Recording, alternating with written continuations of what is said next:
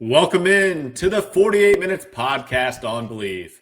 I'm Ross Geiger, the former NBA video coordinator, and I'm joined alongside Bruce Bernstein, our four-time Emmy Award winner who spent more than 3 decades at ESPN producing NBA shows, SportsCenter, and soaking up knowledge from the best hoop analysts in the business. Also joining us is the 2-time Emmy Award winner, Michael World B. Freer, who's a senior writer at Stat Factor, specializing in writing advanced statistical NBA reports for various announcers across the league. This is episode number 203, the Amare Stoudemire episode, as the big man nicknamed Stat, which is standing tall and talented, won the league's Rookie of the Year award with the Phoenix Suns in 2003. Growing up, witnessing a ton of nasty posters by Amare will forever be something I truly will never forget. But I also won't forget the day he left and signed with World B's Knicks. That was a sad time here in the Valley. Now, moving forward here, let's go ahead and jump right into things because we got to talk about some hot teams out west. First, of course, we've got to talk about the Oklahoma City Thunder, Bruce.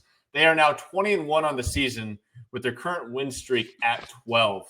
With OKC reaching a ridiculous 20 wins in just 21 games played, my question to you is, can they be stopped? Well, with a team like this, the only thing in their way is either injuries or complacency, and I think they can even withstand their share of injuries as long as SGA stays healthy. I mean, they've done so most of the season so far without, Jalen Williams. But they're up against it now in the next couple of weeks because they're going to be without their leading rebounder, Isaiah Hartenstein, for at least 2 weeks. Mm-hmm. So we're going to find out if Chet Holmgren can hold his own on the boards until Hartenstein returns. World B, what's your thoughts on the Oklahoma City ridiculous run to start the season? I mean, it's incredible. It's the numbers they put up are unbelievable. You don't think they could be any better than they were last year, at least defensively, and they're miles better. It's just ridiculous. Now, a couple things here, as Bruce kind of alluded to, they have had the schedule has been the easiest in the league by far. I mean, the opponents coming into Monday, the opponents' combined win percentage this year was, I think, 35%. I mean, they've only 2 teams they face this year are in the top 10 in offensive efficiency, the Rockets and the Lakers. So the defense looks great when you get to play the bottom of the league offensively. That being said, they're not just playing well. They're not just playing great. They're dominating, really, the way we haven't seen before. I mentioned to you guys, I've been dying to get this noted, and I mentioned to you guys before our show that during the day, they are 7 points per 100 possessions better defensively. They're the number 1 defensive efficiency team. They're 7 points per 100 possessions better than number 2, the Pistons. Now, to put that in perspective now, that is the same gap. That is a larger gap, between 1 and 2. That is a larger gap than between number 2 and number 23 in defensive efficiency. It's that big a number. They're blowing teams away with their defense, giving up a less than 104 points per 100 possessions is unbelievable. That's like the 90s era of the NBA. You start talking about stuff like that. So, I mean, there's just so many things to go around. They're holding opponents under 50% in the paint. I mean, if opponent can't make half their shots in the paint, there's really nothing left for them to do. Now they give up the 3, but obviously they'll take it. That trade-off. So, I mean, the numbers are just ridiculous, but those are 2 of the big ones I've come up with so far. Yeah, I think the biggest thing is, despite the fact that they've had a kind of weaker schedule to start the season, they're still 20-1, and they did a lot of it without Jalen Williams, who was an all-NBA player last year. He's now played just 2 games for this group. He's playing pretty good basketball. He's almost averaging up to 15 points a game, along with 6 boards, 6 rebounds. He's going to be asked to do a lot more with Isaiah Hartenstein on the pine and Chet Holmgren kind of sliding to the 5. That means he's going to slide to the 4. And hopefully they'll get some solid contributions off that bench from guys like Aaron Wiggins and Kendrick Williams, who have also been playing quite a bit here recently as well. But I'm with both of you. I mean, we're going to have to definitely keep watch of their upcoming schedule here. And so with that said, I mean, we did it the first go around with this team. We correctly predicted the Thunder's first loss, and that was to the Portland Trailblazers. So I thought we'd have some fun and do it again. Bruce, Did you take a look at the schedule, and do you have a game that you're eyeing? I didn't have to look too far ahead on the schedule. As we record this show on Tuesday night around 9 o'clock in the East, OKC is scheduled to visit Golden State in a game starting at 11 Eastern on Peacock. Mm-hmm. I see this game as a trap game for OKC. There's a lot of pride on the line between the champs and the four-time champs who look to be kind of a past their prime force, except, of course, for Stephen Curry, who could drop a 40-piece on OKC and knock off the champs. I think OKC – now, this may not age well because by the time this podcast drops on Tuesday or Wednesday morning early, I may be playing the fool here, but I think they're going to lose the Monday night game at Golden State. First game without Hartenstein. Now, I hate to do this to you, Bruce, but I already think this isn't aging too well as far as some of the specific predictions you had, because Steph Curry, I believe, has been ruled out for this one, along with Al Horford. So, Warriors without some big bodies there, but I think Jimmy Butler and Draymond Green are a go. And so certainly they can cause their own chaos out there on the floor at home. And historically, I feel like playing in the Bay is a tougher place to get a road victory. World B, how about you? What do you have for the game that you're circled for their next loss? I mean, you look at the schedule. If it's not the Warriors, when is it going to be? I mean, that's what it comes down to. They get the Suns, they get the Jazz, they get the Mavericks at home. They get them at home. The Clippers, who are a train wreck. I mean, you look at December 19th. They have to go to Minnesota. I'll put that one down as the next time they're going to lose. And after that, it's Memphis again. So, I mean, it's just unbelievable how they're doing. And then you look at the schedule, like, I don't see it. I don't see this team do it.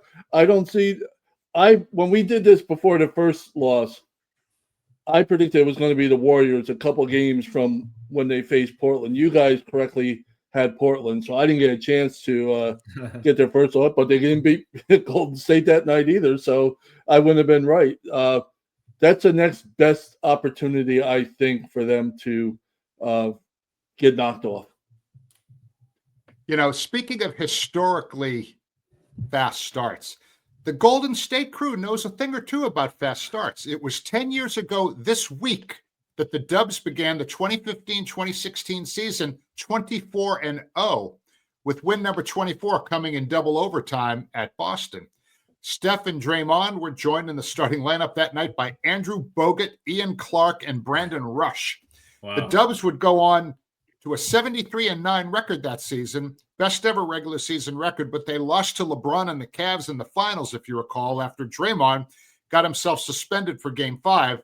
And I'll never, ever, ever forget his selfishness and how he cost his team, I believe, the designation of greatest single season team ever when they couldn't win the championship after going 73-9. But I think OKC's got a legitimate shot at that based on what I've seen so far.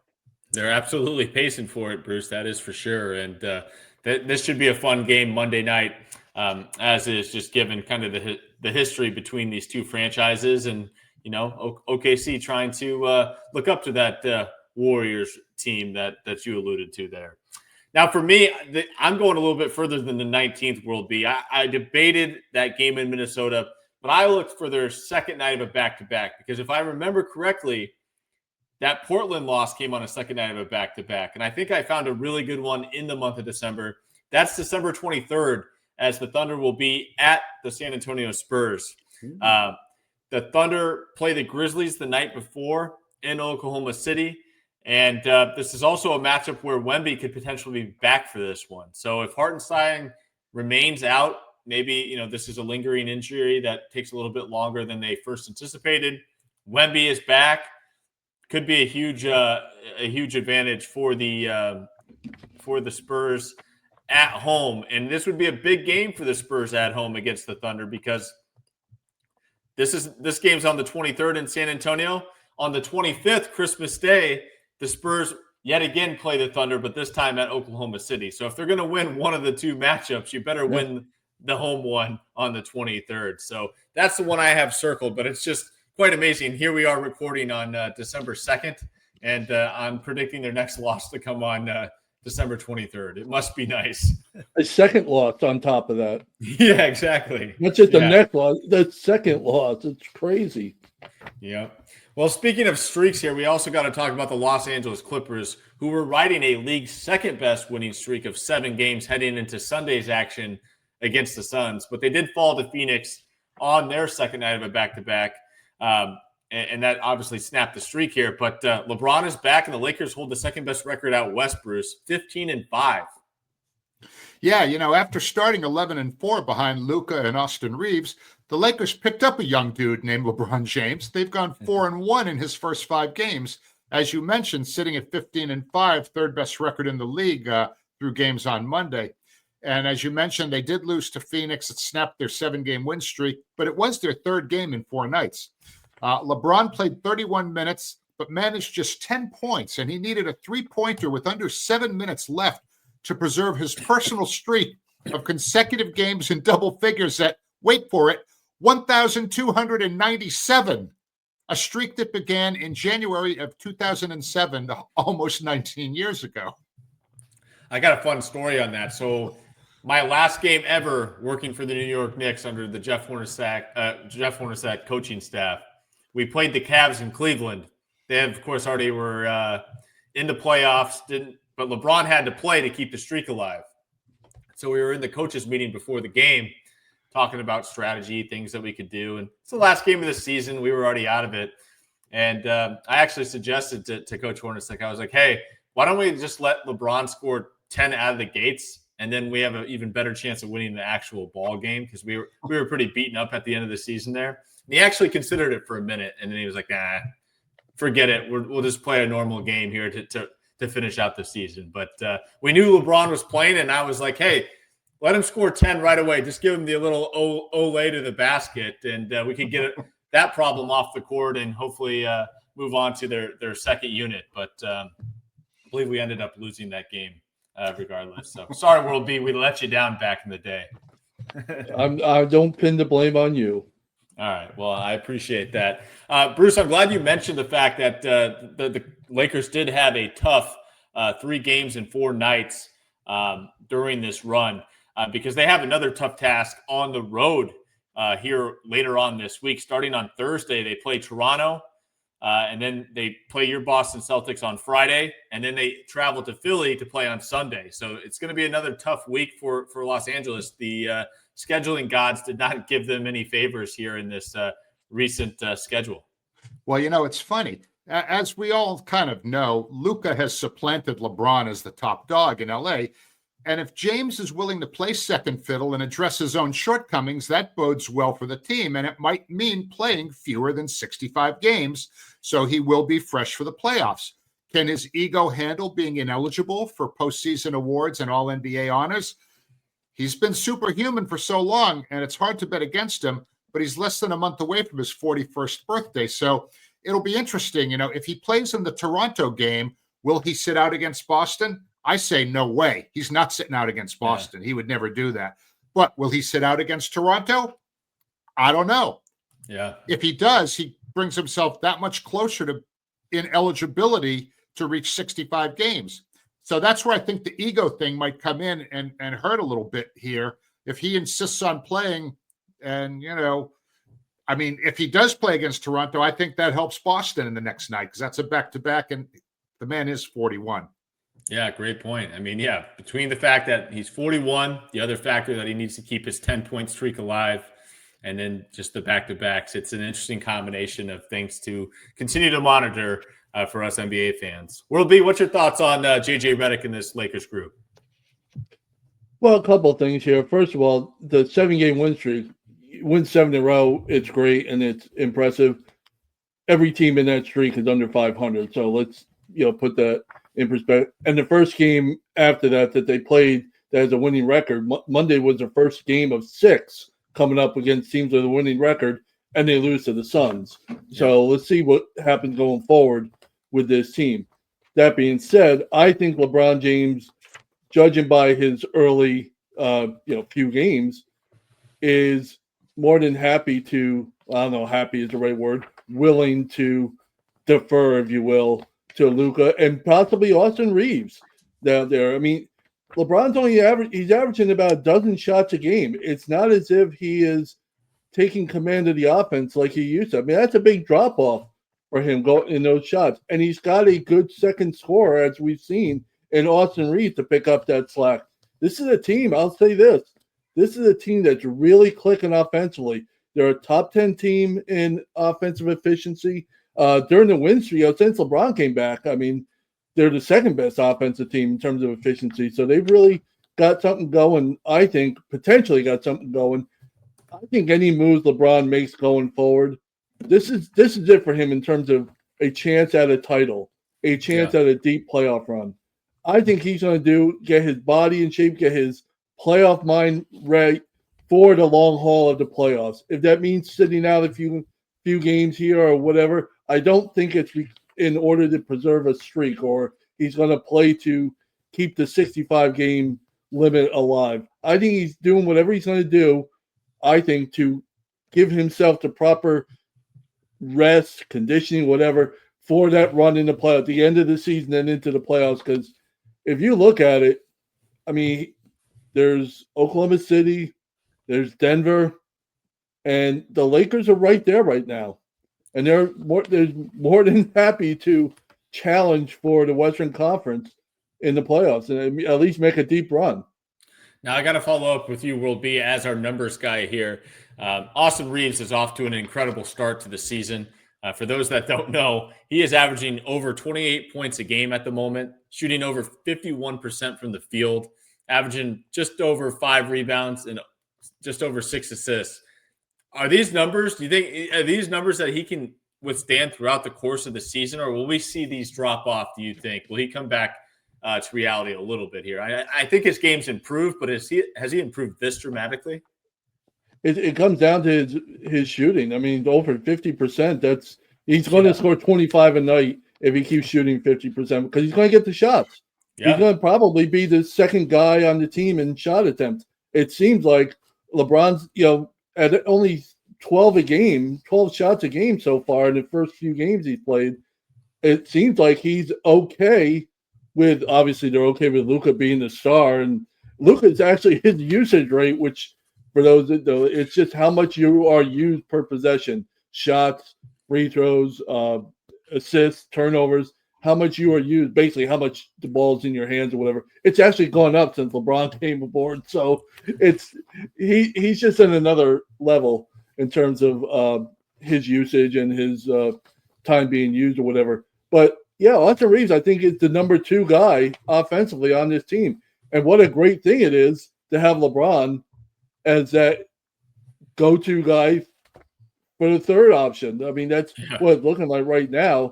I think Austin Reaves, he's not going to be 28 a night. If he is, they're going to be pretty darn good come playoff time.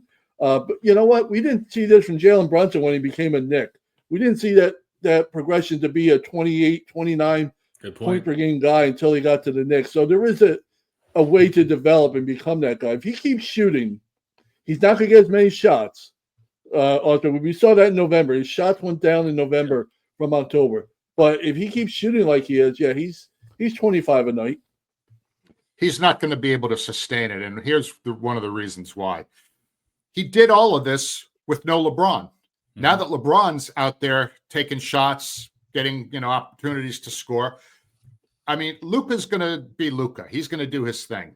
But the 2 guys whose roles I think are going to be most affected by LeBron's reinsertion into the lineup are Reaves and Rui Hachimura.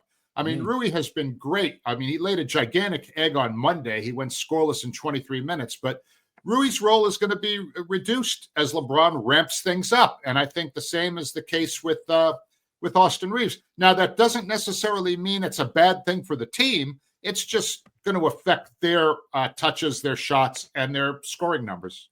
Yeah, definitely something to keep an eye on moving forward as well.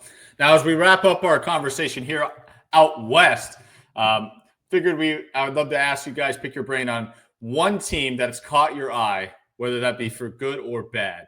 Bruce, how about you lead us off?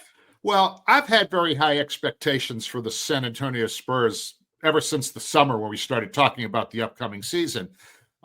although I think it's going to be very tough for Victor Wembanyama to win MVP and Defensive Player of the Year because of games missed, I don't know that he's going to get into 65 games. So, he can't miss more than 10 the rest of the way. And I think that's asking a lot. Okay. However, the Spurs are showing they're more than Wemby and a bunch of stiffs. They're 5-2 in the 7 games that he's missed. All right. And he's not the only key guy missing games. De'Aaron Fox has missed 8. Dylan Harper, 10. Luke Cornett, 7. Stephon Castle and Jeremy Sohan, 6 each. So the Spurs, with Cornett and Wemby on the shelf, they've gone small, but they've still been a really good rebounding team despite the lack of height.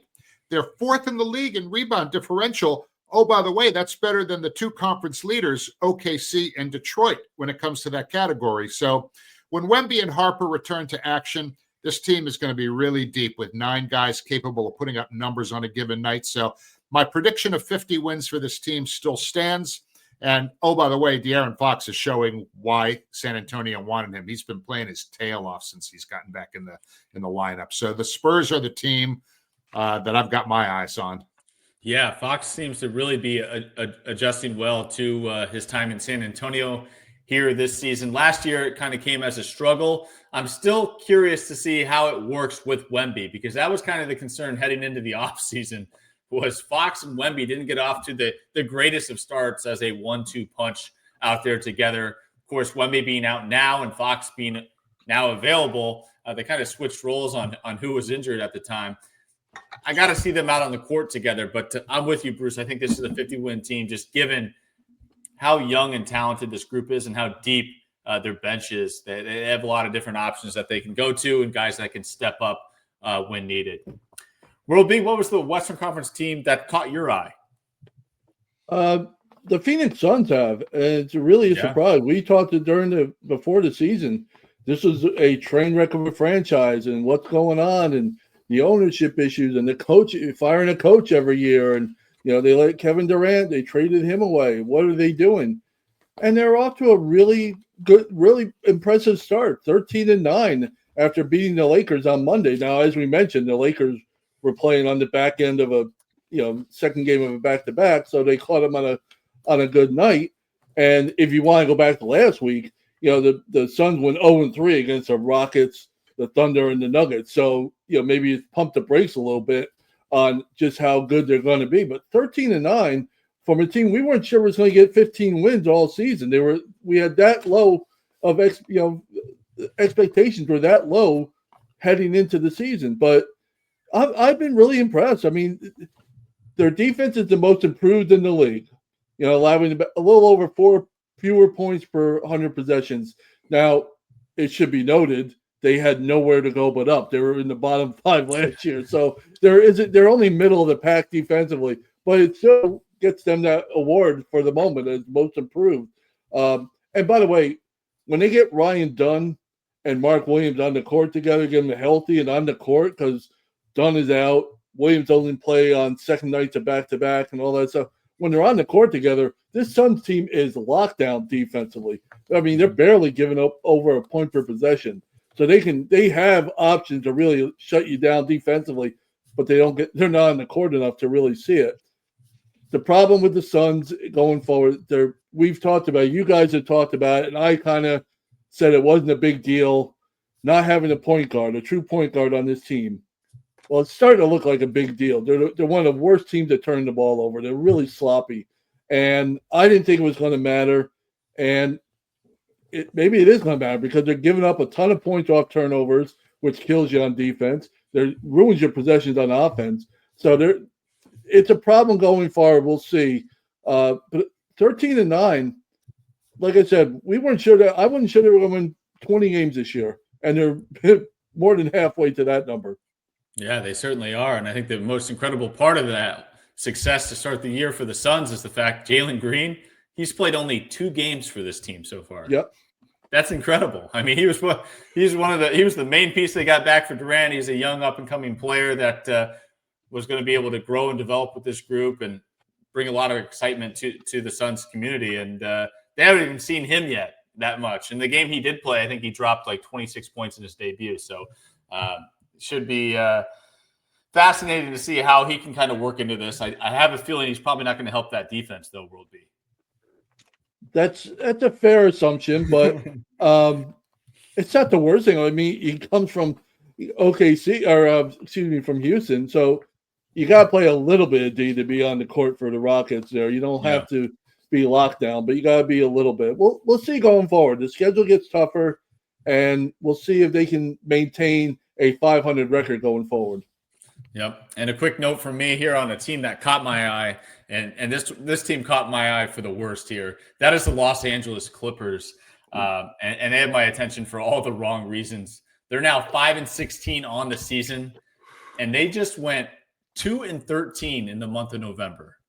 And to make matters worse, Kawhi Leonard has not just been playing, he's been absolutely balling here. To put that in perspective for you, in their last 3 games, he scored at least 30-plus points in each of them, and they all came in losses. I mean, it's inexplainable what's happened to this team, but they can't get victories to save their life here. They started the season. Last thing I want to say on this 5-16 Clippers group, they started the season 3-2 in their first 5 games. And since then, I mean, it's just been an absolute train wreck. And it doesn't seem like it's going to get any better, because if you're not winning games with Kawhi scoring 30, 36, I think he scored 30, 36, and 36 in the last 3 games, all losses. I mean, all hope is gone. We were a year ahead of ourselves when we were talking about the Clippers 2 years ago before the season. We predicted this last season, and they fooled us. They took a break and made us look bad by being good. We almost were on the money. All right, let's go ahead and shift our attention out east here to the Eastern Conference. And Bruce, first up, we've got the Cleveland Cavaliers, who are just continuing to slide down the standings here. They're 5-5 in their last 10 games, and believe it or not, they're only a game up on the Celtics. And if the Celtics somehow beat the Knicks tonight in Boston, they'd only have a half game lead on your Celtics. I mean, going into the season, we said we were 20 plus games in, and the Celtics were a half game back from the Cavs. You'd be feeling pretty good, wouldn't you? Well, they started 7-3, and as you mentioned, they've been 500 or so over their past 10, 12 games. Boston beat them on Sunday, but Jarrett Allen missed the game. And you can really see what a difference that team looks like when Jarrett Allen is not on the court. I mean, Peyton Pritchard absolutely dominated them in the paint and from outside. And Evan Mobley played well, but Boston's smaller lineup gave that guy fits. I mean, he was gassed at the end of that game. It was Cleveland's 3rd straight loss, and Boston was actually without 2 starters in that game, Nehemiah Queta and Derek White, who didn't even play. But I'll tell you, one guy who's really been balling for those guys is second-year wing Jalen Tyson. That dude has become a serious bucket getter. He torched Indiana with 27 on 10 of 13 shooting, 4 out of 5 from downtown on Monday night.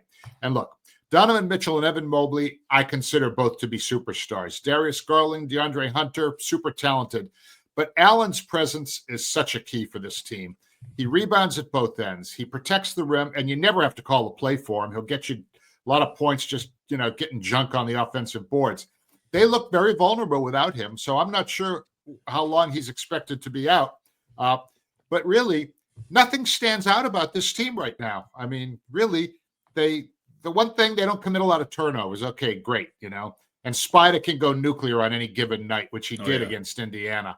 So when we talked at the beginning of your tee up for this about the preseason predictions for this team, I had them going over 56.5 wins. But in order for them to do that now, they have to go 44-16 the rest of the way. That's a 73% winning percentage. I don't know. That's going to be really tough. It's possible. But quite honestly, they shouldn't really even worry about that. This team needs to worry less about regular season records and get themselves ready for the playoffs, because that's where they have fallen flat in recent times. Oh, totally. Yeah, that is definitely got to be the focus heading into playoff time. World B? Well, this isn't the same Cavs team we saw a season ago. The roster, it doesn't resemble anything. I mean, Jarrett Allen's out. Darius Garland's out. Max Strus is out. Sam Merrill is out. I mean, these are core players. These are starters and key rotation players. You're taking a whole bunch of a team away. That's 4 quality players, key pieces to your lineup. If you only go 9 deep or 10 deep, that's half. Yeah, it's almost half of your rotation. Now you're putting other players in to try and make up for it, and it just snowballs. And the proof is in their shooting. They had one of the best shooting seasons in NBA history last season. They were second in overall in field goal percentage at 49%. Now they're 19th. I mean, that's just how it is. You don't have players to put it in the basket. You're gonna have problems. And when they do have guys who can put it in the basket, like when they're shoot 47% from the field or better, 8-0. When they don't do it, they're 5-9. I mean, it really comes down. That was what their MO was last year. They were the best shooting team. We can outshoot you. We have better players than you to put in the basket. Well, now they don't, and now they're suffering right now for it. They get everybody healthy. I still think this is a 50-win team, but let's see if they ever get healthy and for how long. Yeah, no, I'm glad you brought up the shooters here because that was what I wanted to harp on too here because Spida's been the only real shooter that's been consistently healthy all year long. Garland's been in and out of the lineup. Struss has missed the entire season, as you guys both noted there. And then recently, Sam Merrill has missed the team's last 5 games due to a right hand sprain. And that's his right shooting hand. So that doesn't sound good. Even when he comes back, that might be an adjustment for him. So add to that list is the fact Ty Jerome's not in town anymore. So, yeah, this is not the same team on paper that they had just a year ago. And we're starting to see some of the struggles that they're having. With that said, with the shooting in that regard. So got to get Jarrett Allen back. That was my other note here, Bruce. I'm not going to talk about all the things you did on him, but I totally agree. This team does not look the same without Jarrett Allen out there on the floor. I know he wasn't having a strong year to begin with, but just what he brings as the anchor, as the 5, and not having to rely upon Evan Mobley as a small ball 5 makes a world of difference for this team. By the way, you guys mentioned Jarrett Allen. You're absolutely right. And Evan Mobley is a good player. He's all-star defensive player of the year, a really top-notch player. But you're starting to see exactly how much Jarrett Allen means to the Cleveland Cavaliers. A little bit. Evan Mobley's got to put a little bit more on his shoulders, and he's doing the best he can. But we're starting to see why Evan Mobley is a good and all-star. But there's a difference between all-star and superstar. And he's, when you have to do it on your own, that's when you see Donovan Mitchell is a superstar. We're seeing Jarrett Allen isn't, but the two of them together are really tough. When you take one of them away, it makes it really tough. All right, World B. Now it's time to talk about the Orlando Magic because no Paolo, no problem for your Magic down there. 8-2 in their last 10 with a current 3-game winning streak. But my question to you is, if you look at the 5-game stretch that lies ahead, you've got matchups against the Spurs, the Knicks, Nuggets, and you play the Heat twice. So how are you feeling going into that little 5 games?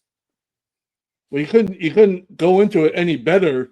Feeling any better if you're a Magic fan than you are right now. They're basically healthy with the exception of Paolo. Everybody else, Jalen Suggs is in and out of the lineup, but if he stays, in the lineup or whatever, you're basically almost at full strength, and they're showing that you want Paolo to really be that over the top.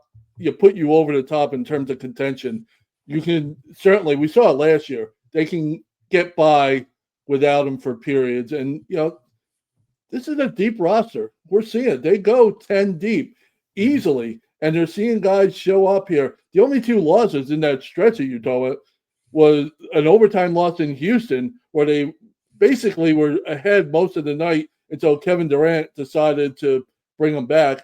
And to Bruce's Celtics in the game, they were down 26. They threw all the starters away in the bench, put all the reserves in, and they almost came all the way back in that one. So even their losses are pretty impressive games. I can't stress enough how crazy it is to see the Orlando Magic as a good offensive team. They're top 10 in efficiency. And this is why. For the last 13 years, they have been bottom 10 in offensive efficiency. that is putrid at a level the NBA probably has never seen. To be that bad for that long, and now they're a top 10 offense, and they've been doing it without Paolo. So, yeah, they got a tough stretch coming up, but this is a tough-nosed team, and I think you want Paolo for the long haul. You want him back as soon as possible to maybe really make a serious run at the East. Right now, they're still I'm still plenty happy with where they are right now and going forward. Bruce? The Magic stumbled out of the gate. They were 1-4 to start the season. And, Paolo's been out now almost 3 weeks after getting hurt in that win over the Knicks. So when Paolo went down, the team was 6-6. Since he's been out, as World B alluded, they're 7-2. Desmond Bane has absolutely been crushing it in Paolo's absence. He's averaging more than 24 games since Paolo went down, and his average for the season is up to over 19 a game. So once Paolo returns, the threesome of Banchero, Bane, and Franz Wagner give him 3 all-star caliber starters with a solid supporting cast, as will be mentioned. Very deep cast behind him: Wendell Carter Jr., Anthony Black, Jalen Suggs, Tristan da Silva, and beefy Goga Batadze. Look, no team plays harder, all right? Nobody plays harder than this team. So once Banchero returns, they could be on track for that elusive 50-win season, which hasn't happened since the 2010-2011 season, when Dwight Howard finished second in the MVP race and was Defensive Player of the Year. Does anyone remember who beat out Howard for MVP that year, 2011? Anyone? Steve Nash? No? LeBron. Nope. Derrick Rose, okay? But Dwight did finish ahead of LeBron in the MVP voting that year. It was Rose number 1, Dwight number 2, LeBron number 3. Wow. Interesting stuff there. Nice fun fact from you there, Bruce.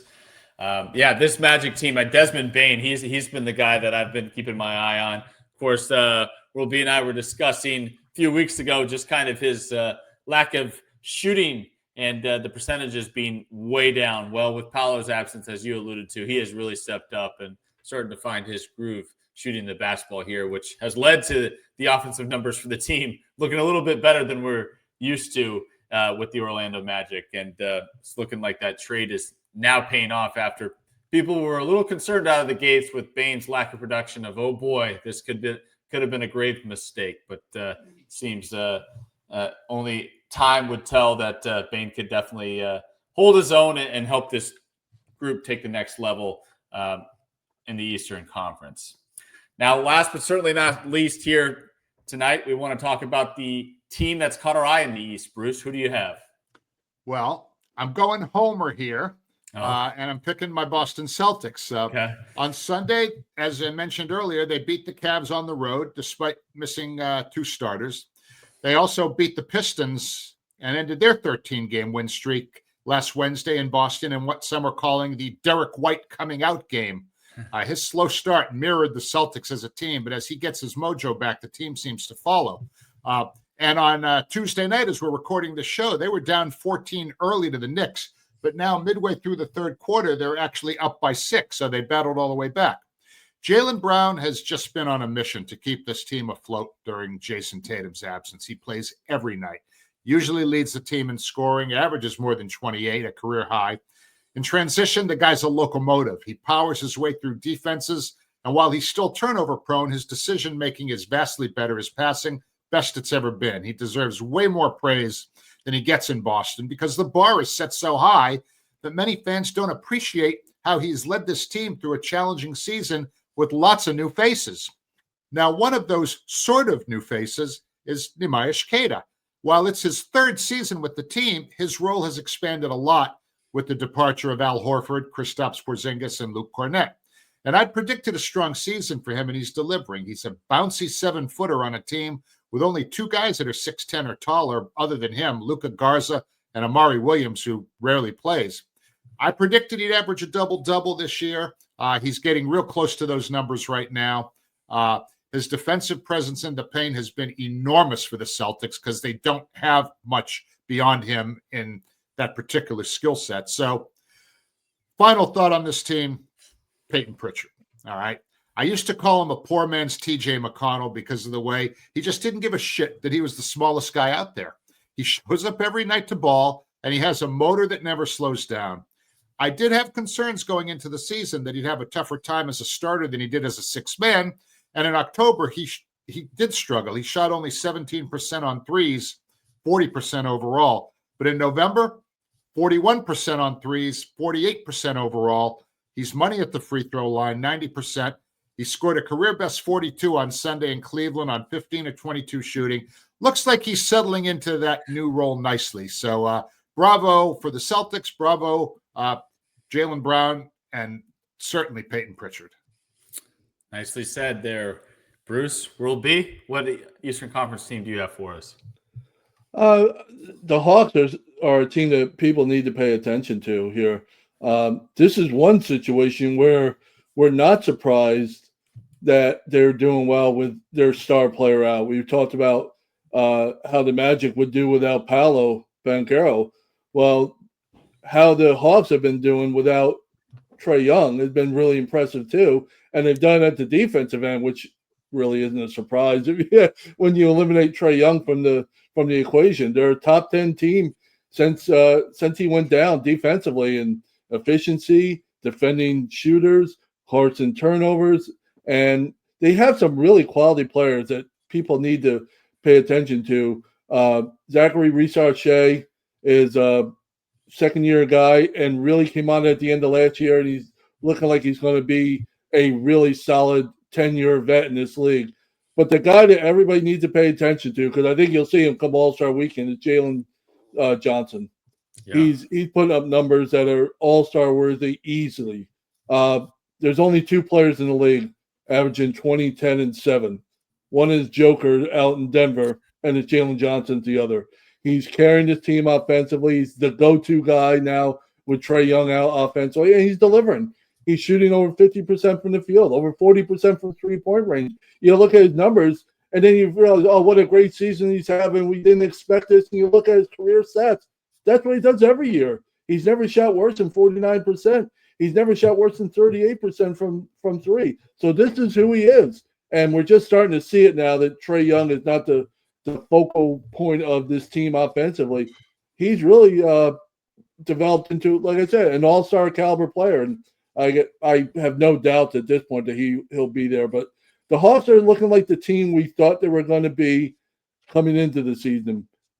Potentially a top 4 seed, and they're still there right now after a sluggish start. Yeah, I'm liking where the team is going. I think fans got to pay attention to them. All right. Nice job there, World B. As for my team, I'm keeping an eye on the Indiana Pacers, as they certainly are closing the gap and playing much better than you might anticipate a 4-17 team to play on a nightly basis. Look no further than last week, as they lost by 5 at home to the Detroit Pistons on Monday. Followed that up with a 2-point loss in Toronto on Wednesday. And then they took care of business on their home floor this weekend, beating both the Wizards on Friday and the Bulls on Saturday on a second night of a back-to-back. So I'm not expecting any wild turn of events, any Eastern Conference Finals reappearance this year or anything crazy like that. But I absolutely think this group can still find themselves challenging teams for a play-in position when the season's all said and done. I think they really are starting to get healthy, starting to figure out their rotations, and Coach Rick Carlisle has got these guys playing with a lot more confidence. So take their 4-17 record very lightly here. You cannot sleep on this team. This is a group that's going to compete on a nightly basis, and they're getting closer and closer to having a lot of upsets in their near future. And with that, that will do it for this edition of the 48 Minutes Podcast on Believe. Thanks for tuning in. We'll be back with you later this week to be sure you're up to date in 48 on all things around the association. Take care, everybody.